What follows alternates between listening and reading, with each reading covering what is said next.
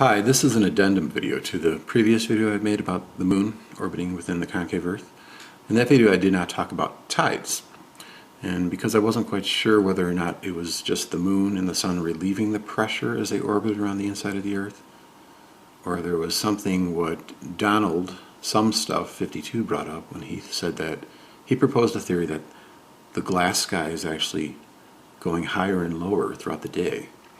And so I thought about that, and that seemed to be making more sense as I thought about it more. And so when I looked into it, I realized, I even mentioned this before, that there have been found traces of metal in the glass sky, magnetite or iron. So the glass sky is slightly magnetic. And so as the moon orbits around, because I believe the moon as well is metal, so the moon is actually pulling the glass sky closer to itself as it moves around the inside of the Earth throughout the day. Not only that, on the moon side of the glass sky, but on the opposite side, I believe there's a stress reaction that's happening as well. So we have this pinching. So this glass sky looking top down is more like an oval. So there's your only ellipse within the concave Earth. So this glass sky is moving around throughout the day. I believe the sun also is magnetic, but it doesn't have as much effect on the glass because it's further away. And so the sun will affect the tides as well, but predominantly it's the moon. And so this just throws... See, gravity is a fictitious force, people. Listen to Tesla, okay? Tesla scorned the advocates of gravity. He scorned Einstein and all that theoretical bullshit of relativity. It has nothing to do with it. It's universal compression. You are being pushed to the ground, not pulled by this fictitious force of gravity. See, gravity is, even Wikipedia will admit it. It says gravity is the weakest of the four fundamental forces of nature.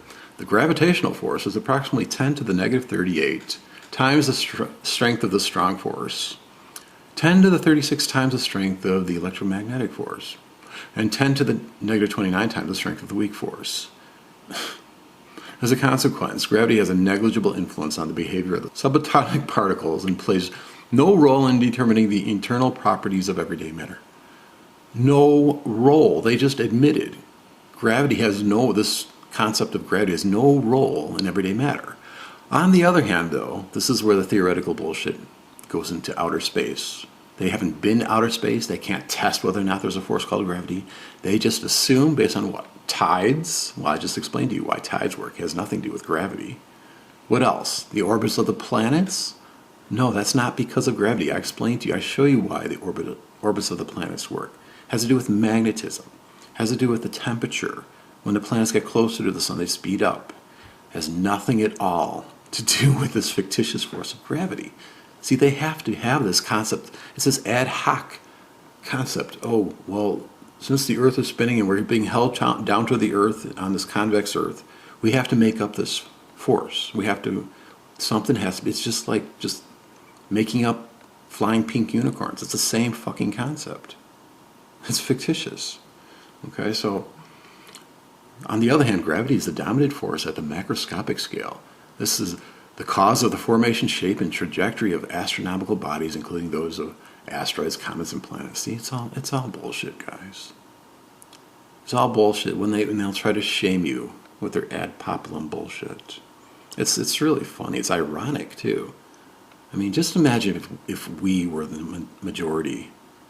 Just imagine this minority group of people, these fucking crackpots, thinking that the Earth is spinning. We're being held down to this magical force called gravity.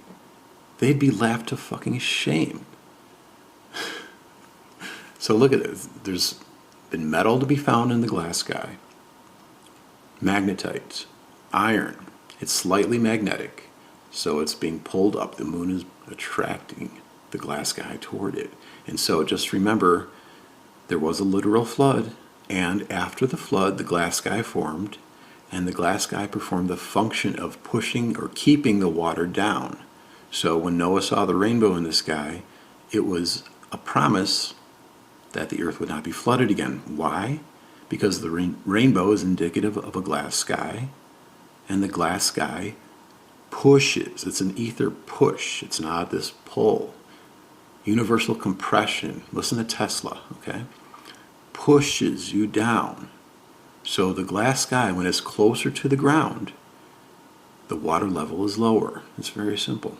When it's higher to the ground, the water level heightens. It's right there.